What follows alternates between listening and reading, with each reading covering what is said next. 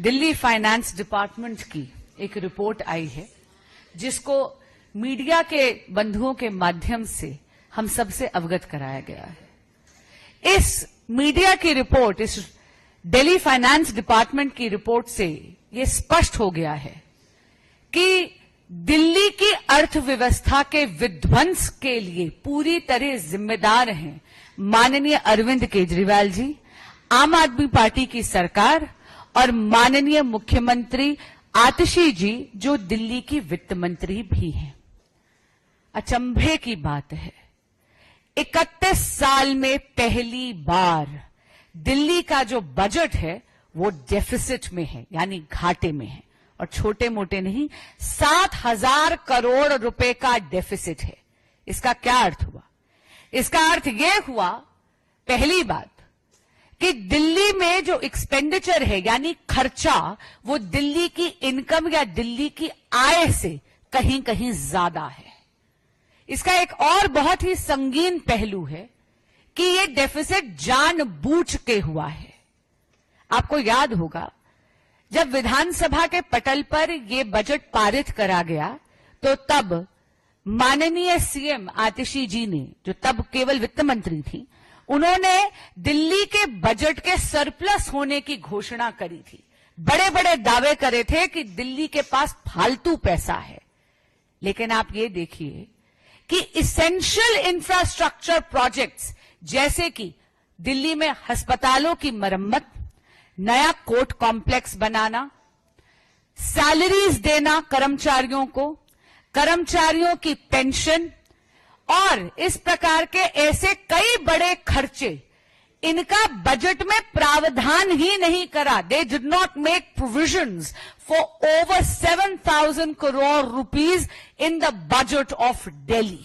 ये जानबूझ के करा गया क्योंकि दिल्ली सरकार ये झूठ फैलाना चाहती थी, जनता को भ्रमित करना चाहती थी कि दिल्ली के पास सरप्लस पैसा है। अगर आप देखेंगे तो आम आदमी पार्टी की सरकार ने जानबूझ के दिल्ली के अकाउंट्स फज करे हैं। इसलिए आज हम इस अकाउंट फजिंग की और दिल्ली के बजट की सीएजी से ऑडिट और जांच मांगते हैं और जांच के बाद कड़ी से कड़ी कार्रवाई हो। क्या मामला की है? ਇਹ ਜੀ ਸਾਡੇ ਇੱਥੇ ਮਾਇਆਨਗਰ 'ਚ ਇੱਕ ਜੱਜ ਸਾਹਿਬ ਦੀ ਰਿਹਾਇਸ਼ ਹੈਗੀ, ਕਿਰਾਏ ਤੇ ਉਹਨਾਂ ਨੇ ਕੋਠੀ ਲਈ ਹੋਈ ਹੈ, ਉੱਥੇ ਰਹਿੰਦੇ ਸੀ। 27 ਸਤੰਬਰ ਨੂੰ ਉਹ ਚਲੇ ਗਏ ਸੀਗੇ, ਉਹਨਾਂ ਦੀ ਆਪਣੀ ਰਿਹਾਇਸ਼ ਜਿਹੜੀ ਮੋਹਾਲੀ ਹੈ ਉੱਥੇ ਚਲੇ ਗਏ ਸੀ। ਉਹਨਾਂ ਨੇ 9 ਅਕਤੂਬਰ ਨੂੰ ਉਹਨਾਂ ਦਾ ਜਦੋਂ ਗਨਮੈਨ ਆਇਆ, ਉਹਨਾਂ ਨੇ ਜਿਹੜਾ ਮੇਨ ਗੇਟ ਖੋਲ੍ਹਿਆ ਤਾਂ ਦੇਖਿਆ ਅੰਦਰ ਜਾ ਕੇ ਵੀ ਤਾਲੇ ਟੁੱਟੇ ਹੋਏ ਸੀ, ਵੀ ਅੰਦਰੋਂ ਸਮਾਨ ਖਿਲਰਿਆ ਪਿਆ ਸੀ। ਤਾਂ ਫਿਰ ਉਹਨਾਂ ਨੇ ਸਮਾਨ ਚੈੱਕ ਕੀਤਾ ਤਾਂ ਫਿਰ ਸਾਨੂੰ ਰਿਪੋਰਟ ਕੀਤੀ ਵੀ ਘਰ 'ਚ ਚੋਰੀ ਹੋਈ ਹੈ। ਕਿੰਨੇ ਕੁ ਮੈਂ ਚੋਰੀ ਕੁਛ ਹਾਂਜੀ, ਕੁਛ ਘਰੇਲੂ ਸਮਾਨ ਦੀ ਹੋਈ ਹੈ ਚੋਰੀ, ਜਿਹਦੇ 'ਚ ਉਹਨਾਂ ਨੇ LED ਲਿਖਾਈ ਹੈ, 2-3 ਯੂਜ਼ਡ ਫੋਨ ਸੀ ਪੁਰਾਣੇ, ਉਹ ਪਏ ਸੀ। ਮੈਡਮ ਦੀਆਂ ਵਾਚਿਸ ਦੀ ਕਲੈਕਸ਼ਨ ਸੀ, 5-6 ਵਾਚਿਸ ਸੀਗੀਆਂ ਤੇ ਕੁਛ ਕਿਚਨ ਦਾ ਸਮਾਨ ਹੈਗਾ, ਉਹ ਚੋਰੀ ਹੋਇਆ। ਕਦ ਤੱਕ ਮਾਮਲਾ ਪਹੁੰਚਿਆ ਮੈਂ ਕੱਲ? ਫਿਲਹਾਲ ਤਾਂ ਜਦੋਂ 12 ਦਿਨ ਤੱਕ ਘਰ ਬੰਦ ਰਿਹਾ ਕਰਕੇ ਸਾਨੂੰ ਹਲੇ ਡੇਟ ਦਾ ਨਹੀਂ ਆਈਡੀਆ ਹੋਇਆ। ਅਸੀਂ CCTV ਫੁਟੇਜ ਵਗੈਰਾ ਖੰਗਾਲਣ ਦੀ ਕੋਸ਼ਿਸ਼ ਕਰ ਰਹੇ ਹਾਂ ਵੀ ਡੇਟ ਪਤਾ ਲੱਗ ਜਾਵੇ ਵੀ ਕਿਹੜੀ ਤਰੀਕ ਨੂੰ ਚੋਰੀ ਹੋਈ ਹੈ, ਤਾਂ ਅੱਗੇ ਥੋੜੀ ਜਿਹੀ ਇਹਦੇ 'ਚ ਜਦੋਂ कोई क्लू मिलूगा तो फिर ट्रेस करांगे जी। ATM बदलकर टप्पेबाजी करने वाली गैंग का खुलासा हुआ है। इसमें एक व्यक्ति की गिरफ्तारी हुई जिसका नाम खुर्शीद है और उसके पास से 96 अलग अलग बैंकों के डेबिट और क्रेडिट कार्ड्स बरामद हुए हैं। यह लोग शुरू के महीनों के शुरू की तारीख में, खास करके 1 से लेकर 7 तारीख में जब लोगों को तनख्वाह मिलती है, उसमें भोले भाले लोगों, जो लोग ATM से पैसा निकालने जाते थे, उनसे बात करने के बहाने से और पैसे निकलवाने के बहाने से यह लोग उनका पिन देख लेते थे और जो उनके पास ATM कार्ड होता था, ये लोग हर तरह का ATM कार्ड अपने पास रखते थे और उस व्यक्ति का जो भी ATM कार्ड होता था उसी का ATM कार्ड बदलकर, वैसे ही देखने वाले ATM कार्ड को बदलकर दूसरा ATM कार्ड दे देते थे और उसका असली ATM कार्ड अपने पास रख लेते थे।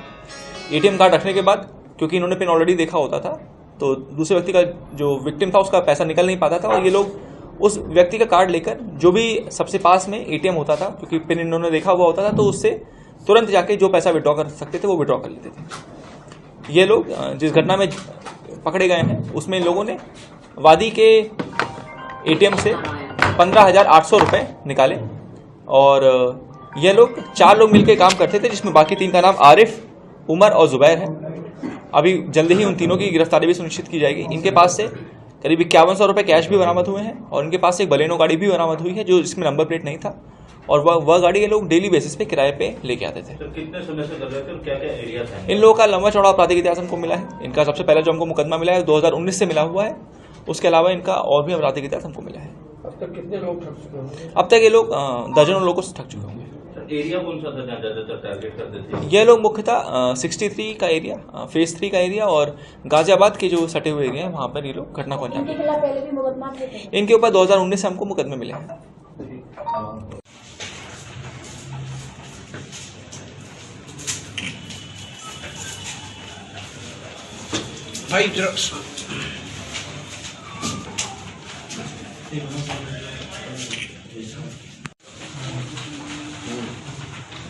सर 63 थाने में गिरफ्तार है। क्या पूरा होगा? व्यक्तिगत मेरी रुचि ईडी की कार्रवाई में बहुत कम हो गई, क्योंकि पहले ऐसा लगता था कि ईडी कार्रवाई कर रही है तो सजा भी मिलेगी।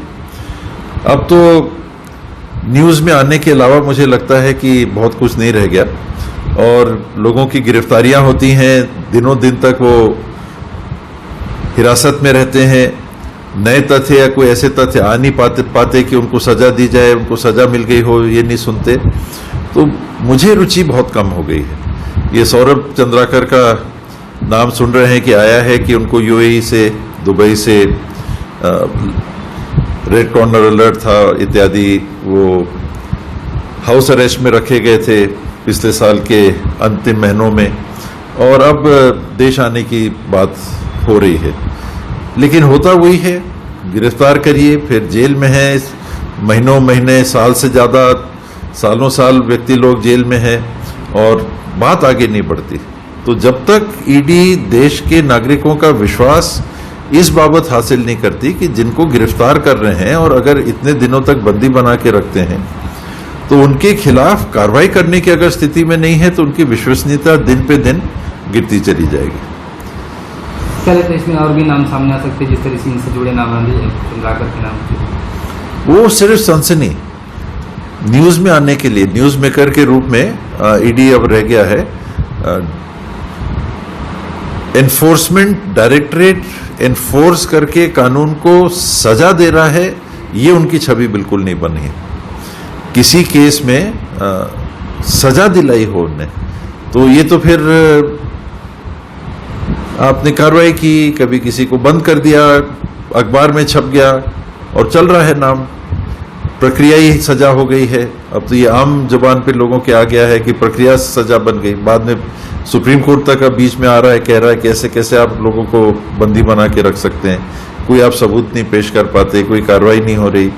और यही मामला है सट्टा वाला महादेव के नाम से जो प्रसारित हुआ था। अभी भी चल रहे हैं सट्टे, नाम बदल गया होगा, अभी भी लोग बताते हैं कि सट्टा चल ही रहा है। तो क्या हो रहा है उसमें? कुछ होता नहीं, निराशा ही होती है। विश्वास ऐसी उच्चतम एजेंसियों की कारगरता पे विश्वास कम होता जाता है। ये रावण वध का मुख्य कार्यक्रम गांधी मैदान में 12 तारीख को है और बाकी पूरे जिले में लगभग 17 जगह पर है। उसकी तैयारी को लेकर के आज जो गांधी मैदान में मुख्य कार्यक्रम होगा उसका हम लोग ब्रीफिंग किया है फोर्स और मजिस्ट्रेट का, और सारी तैयारियों को हम लोगों ने देखा है। तैयारियां लगभग पूरी हो गई हैं, बैरिकेडिंग का काम पूरा हो चुका है, जो लाइटिंग का काम है वो भी हो गया है और उसका टेस्टिंग चल रही है।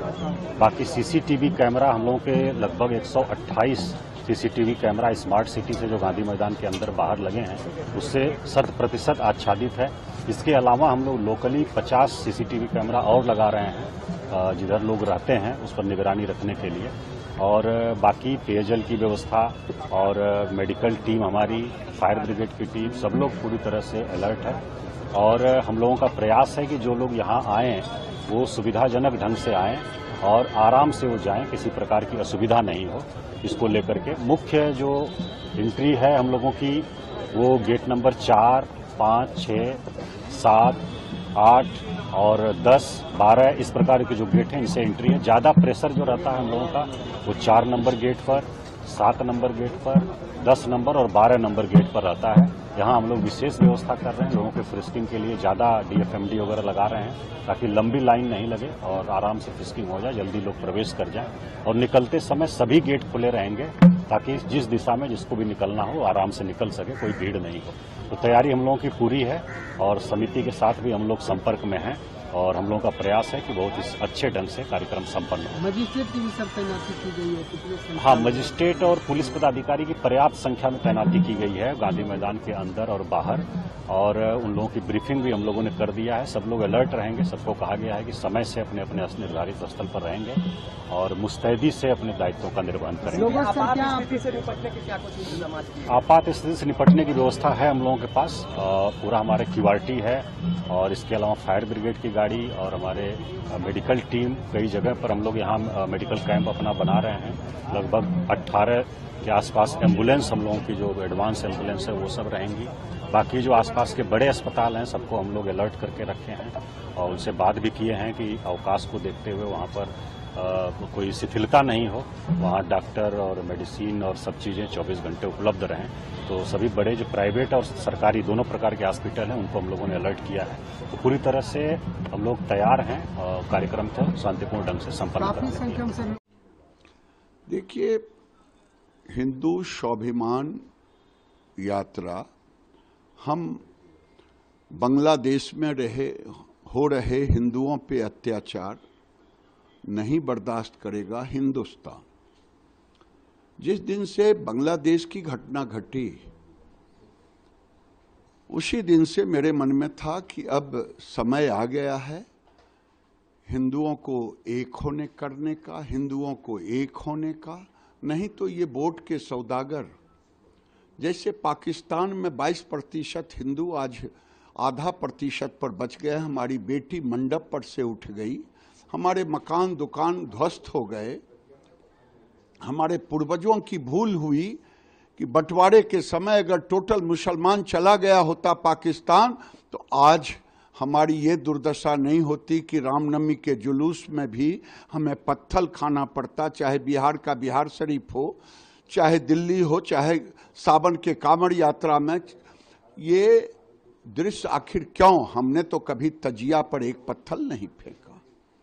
हम उसी लिए संगठित हिंदू, सशक्त हिंदू, बटोगे तो कटोगे, यही संवाद करने जा रहे हैं। कि हरियाणा में डेवलपमेंट और गुड गवर्नेंस एक मुद्दा था, जिसमें एक मुद्दा चला गांव में। मैं भी काफ़ी जगह गया हूं, बिना पर्ची बिना खर्ची की नौकरी कौन लगा सकता है। और पता चला हुड्डा जी के पीरियड में तो बिना पर्ची बिना खर्ची नौकरी लगती ही नहीं थी और बीजेपी के शासन में ही ये नौकरी संभव है। गांव में लोग मिलते थे 4, 5, 10, कभी कभी 15, 20 किसी गांव में कि साहब हमारा कोई खर्चा नहीं लगा, किसी की भी रिकमेंडेशन नहीं थी और हमें नौकरी लगी। तो ये बड़ा मुद्दा उभर करके चुनाव में आया था। तो गवर्नेंस का जो मुद्दा था ना, और 10 साल का शासन हुड्डा जी का भी जनता ने देख रखा था। मिर्चपुर कांड भी वहाँ था जहाँ पे वाल्मीकि समाज के लोगों को गांव से पलायन करना पड़ा। ये सारे मुद्दे आए और फिर जो भारतीय जनता पार्टी ने हर समाज में जो अपनी पकड़ बनाई, हर समाज में हमने सम्मेलन किए, अमर समाज के लोगों के बीच में बैठे, तो इसका रिजल्ट देखिए पॉजिटिव आया। और तीसरी बात, ये भी एक हिस्टोरिकल एक फैक्ट है कि हरियाणा जब से बना है 1966 में बना हरियाणा, 1 नवंबर 1966, तब से कोई सरकार तीसरी बार रिपीट नहीं हुई। ये पहली बार हुआ है। ये भी बहुत लगा रही। क्या एनसी को कांग्रेस की जरूरत है जबकि उन्होंने मेजॉरिटी मार्ग को क्रॉस किया है? उसमें मेजॉरिटी माइनॉरिटी नहीं होता है। हमारा अलायंस जो है वो प्रीपोल अलायंस है। तो प्रीपोल अलायंस में किसको किसकी जरूरत है या नहीं जरूरत है वो नहीं देखा जाता है। ये सिंगल लार्जेस्ट ग्रुप कांग्रेस का साथ होने की वजह से भी नेशनल कॉन्फ्रेंस को फायदा हुआ। अदरवाइज अगर कांग्रेस का साथ नहीं होता तो शायद इस कश्मीर वैली में इतना बड़ा मैंडेट नेशनल कॉन्फ्रेंस अकेले नहीं लेता, एक गुडविल होता है। अगर हमारी सीटें कम थी, अगर आप प्रपोर्शनेटली देखेंगे तो हमने बेहतर कश्मीर साइड में दिया, तो दैट मीन्स कि कश्मीर के अंदर कांग्रेस की चाहत ज्यादा थी और कांग्रेस लीडरशिप का जो इन्फ्लुएंस था वो ज्यादा था। अभी अलग बात है, ज्यादा सीटें नेशनल कॉन्फ्रेंस लड़ रहा था इस साइड से, तो ज्यादा जो मैंडेट है उनके नाम से मिला। मगर जो टफ मामला था, जो असली जम्मू कश्मीर का चुनाव था, वो जम्मू में था, और जम्मू में तो नेशनल कॉन्फ्रेंस में उस एरिया में 2 या 3 सीटें ही ली और वहां तो कामयाब नहीं हो पाए। और हम अलायंस में भी इसीलिए आए थे कि जो बीजेपी डोमिनेटेड एरिया है उसमें हम दोनों मिलकर कैसे मतलब बीजेपी को पसाड़ लें, उसमें रह गए दोनों। अगर आप वो जम्मू वाला एरिया एक स्टेट का हिस्सा देखें तो वहां तो ना नेशनल कॉन्फ्रेंस कर पाया तो ना ही कांग्रेस को मदद हो पाया। मगर इधर वैली में दोनों का साथ मिलने का बड़ा बेनिफिट दोनों को हुआ। नेशनल कॉन्फ्रेंस की सीटें ज्यादा थी मैदान में, वो ज्यादा मैंडेट, हमारी सीटें कम। क्या कुछ विश्लेषण रहा आपका हार को लेकर, क्योंकि कहीं ना कहीं क्या गठबंधन की वजह से आपको हार झेलनी पड़ी, क्योंकि आप पार्टी की वजह से बहुत सारी सीटें ऐसी हैं जो कम मार्जिन में। देखिए, वो तो पोस्टमार्टम हो रहा है, कल मीटिंग हुई है तो राहुल जी ने और खड़गे साहब ने तय किया भाई एक ऐसा प्लेटफॉर्म बना देंगे कि जितने में कैंडिडेट्स हमारे थे, हारे हुए जीते हुए जो भी हैं, यहाँ के नेता लोग हैं, उनसे और गहराई में जाएंगे भाई वास्तव में क्या हुआ। क्योंकि देश और दुनिया देख रही थी कांग्रेस जीत रही है, प्रदेश वाले देख रहे थे कांग्रेस जीत रही है, कहीं से हारने की खबर तो आ ही नहीं रही थी, मीडिया में भी, एग्जिट पोल वालों ने भी। तो उसके बाद में क्या होगा, अचानक ये अप्रत्याशित परिणाम आ गए, तो चौंकाने वाले परिणाम है ये, इसलिए इसकी तय तक जाना जरूरी हो गया। अब क्या है, हम लोग बात करते हैं जो चुनाव हारता थी पार्टी, कि भाई गुटबाजी थी वहाँ पर, ओवर कॉन्फिडेंस हो गया, जाति समीकरण बदल गए, ये 3-4 बातें होती रहती है। पर मेरा मानना है कि ईवीएम मशीन का लोग कहने लग जाते हैं कि जो कुछ भी है ईवीएम के लिए तो मैंने शिकायत भी करी है इलेक्शन कमीशन को, उसने कहा हम आपको जवाब देंगे, जवाब का इंतजार रहेगा। पर जो हालात बने हैं ये पहली बार देख रहे हैं चुनाव में कि इस प्रकार के हालात बनते हैं और परिणाम बिल्कुल उलट जाते हैं। ऐसा मैंने पहली बार देखा इस प्रकार से जो हरियाणा में हुआ है। हरियाणा में कैसे हुआ ये समझ के परे सबके, बल्कि बीजेपी नेता कह रहे थे कि भाई कांग्रेस जीत रही है। हमने मीटिंग हमारी सीमित मीटिंग कर दी हम लोगों ने, बड़े नेताओं की भी, तो वो खुद बोले थे 4 तारीख तक तो बोले थे, 5 को परिणाम आते तो सब कुछ चौंकाने वाले होते हैं। तो फिर शक होता है, ईवीएम पे शक होता है, जैसे आप कहते हो गठबंधन करते तो क्या हो जाता। ये तमाम बातें जो है ये आती है सामने। पर मेरा मानना है जब तक आप तय पे नहीं जाओ तब तक कोई कमेंट करना उचित नहीं है। सर में नहीं दिया गया है, कह रहे हैं कि जिस तरीके से तानाशाही है, क्या कहेंगे इसके मामले पर? देखिए, सबसे पहली बात तो यह है कि यह बयान हैरत अंगेज है। दरअसल राजनेताओं को एक आदत सी उनकी बन गई है कि वो कुछ भी कहकर निकल जाते हैं, लेकिन आज जब आप जेपी को श्रद्धांजलि दे रहे हैं तो फिर लोकनायक ने जिन मूल्यों के लिए जीवन पर्यंत संघर्ष किया उसमें परिवारवाद, वंशवाद और व्यवस्था परिवर्तन, सामाजिक कुरीतियां ये अहम सवाल थे। आज अखिलेश जी को ये देश को बताना चाहिए इनमें से कौन सा मूल्य उन्हें प्रेरित करता है और क्या उन्होंने इनमें से अपनाया या उनकी पार्टी ने अपनाया। समाजवादी पार्टी में कोई आंतरिक लोकतंत्र नहीं है। एक पार्टी विशेष, एक परिवार विशेष का कब्जा है। पूरी पार्टी के सांगठनिक पद हों, लोकसभा राज्यसभा की सीटें हों, विधानसभा विधान परिषद या स्थानीय निकायों के जो भी चुनाव होते हैं, जो कुछ उन्हें चाहिए वो ले लेते हैं, उसके बाद पार्टी के नेताओं के बीच उसका वितरण होता है। कोई आंतरिक लोकतंत्र है नहीं, वहां चुनाव के नाम पर खानापुरी होती है। और उसके बाद आप इस अवसर पर आप नसीहत दे रहे हैं नीतीश कुमार जी को, रिश्ते तोड़ने की सलाह दे रहे हैं।